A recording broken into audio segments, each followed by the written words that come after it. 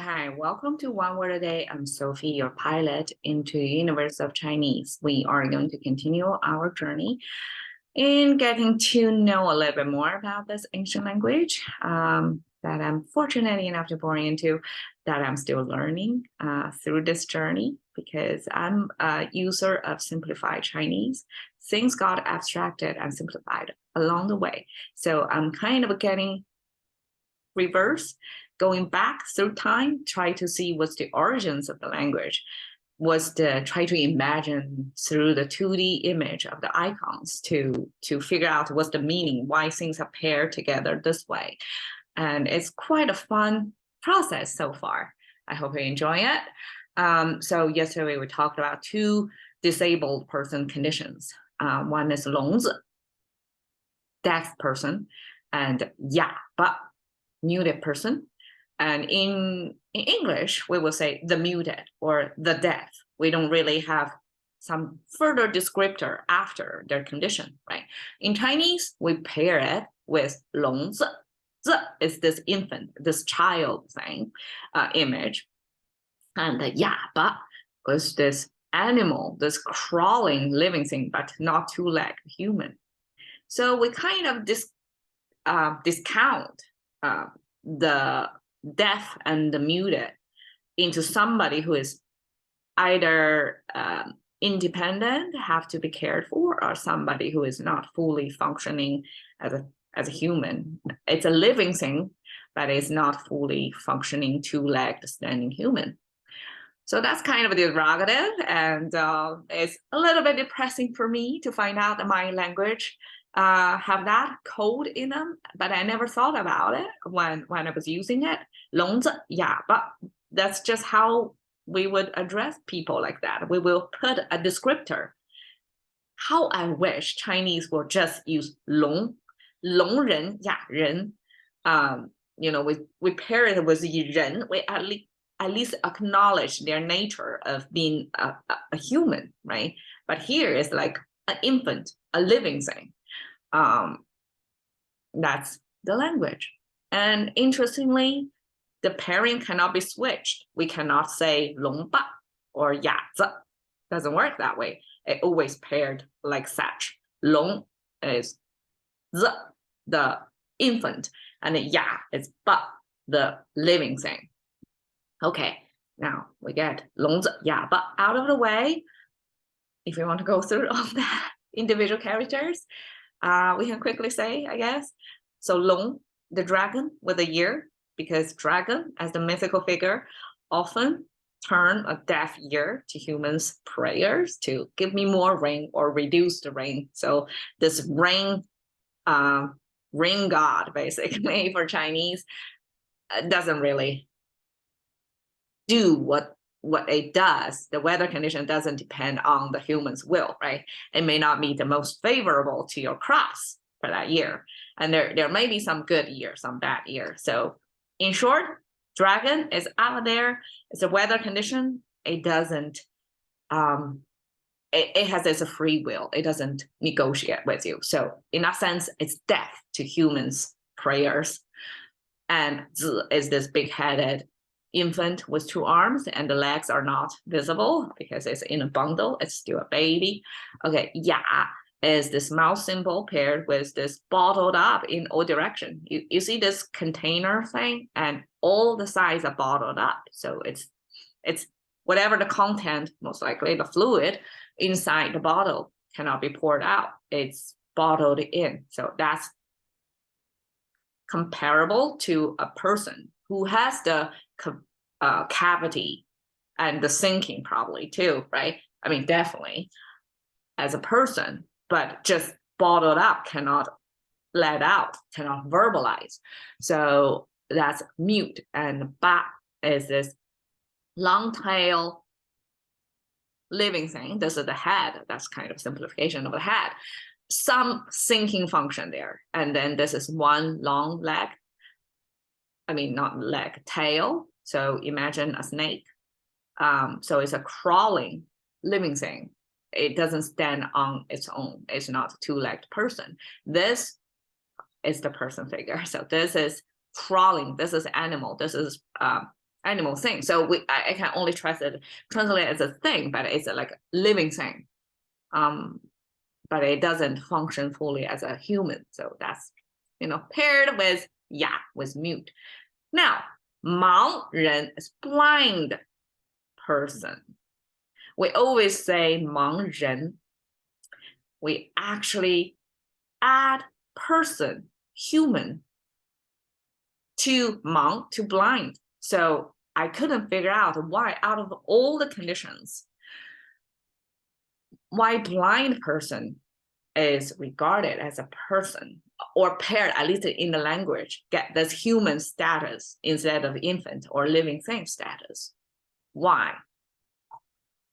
Okay, out in the open, so I don't know yet, but how Chinese depict the blind is the death and the eyeball. Okay, eyeball death. How straight to the point is this language? Okay, eyeball, you can kind of see the abstraction of the eyeball, right? The oval shape with two horizontal lines, which was the eyeball, the iris, the black part of your eye. So these are the white. The white inside supposedly to be the ball. And because language efficiency, we don't really end because it's not drawing, right? So this ball wasn't drawn out as a circle, doesn't color out as your field color out book would do, like fill the blanks to make sure this is a contrast. Language doesn't do that.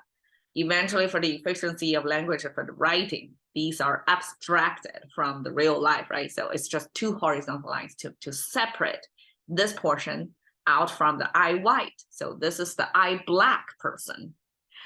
Okay, so that's our eyeball figure. And the top is death because this bottom left corner means low ground. And this is human figure. And this human figure getting toward or close to low ground. That means this person is either hiding or hiding permanently underground. So if somebody is hiding permanently underground, that means that person is dead. So that's the rendering of death, how death was interpreted as some body, some human buried underground, basically.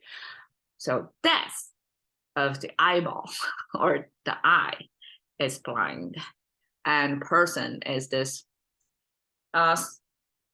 okay, this is person, this is human figure, simplified, abstracted. This is stylized human person, but you can see essentially it's two legs over there, and this just throwing some curves over there. Probably it's two gender represented.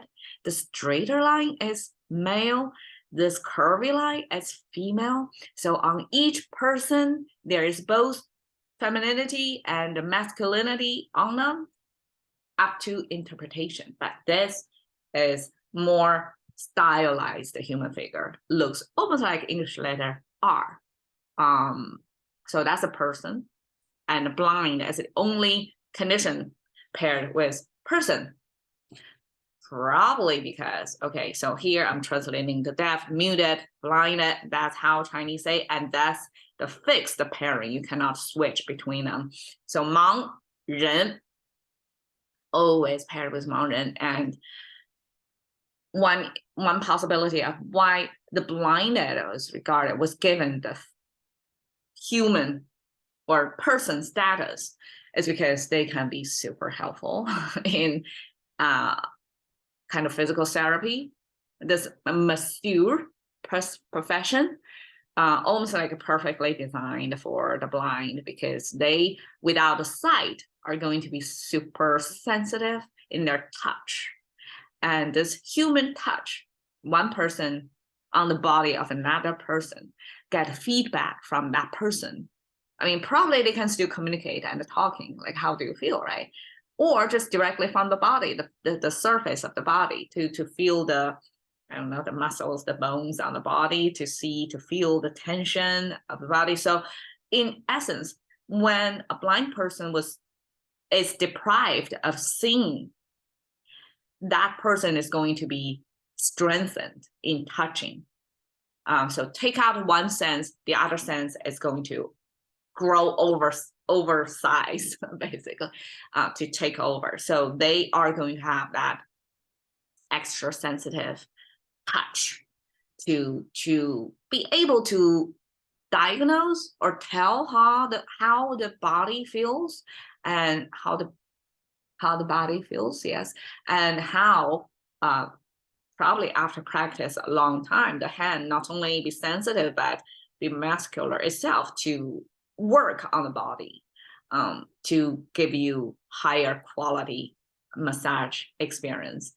I personally haven't experienced a blind masseur, but apparently this blindness and masseur, the massage industry, pair together. And according to report, in 2021, even during COVID time, China have registered business in blind masseur business, over 13,000 business for that. And it's an industry apparently, and it could be like a good profession for the blinded to use their extra sensitive touch. And I think before COVID time in 2019, the number is close to 20,000 business nationwide of blind masseurs providing service. So that's how 聋子、哑巴、盲人 was presented, or in the Chinese language was paired. Okay, cash into the currency of thinking about one word a day with Sophie. See you another day.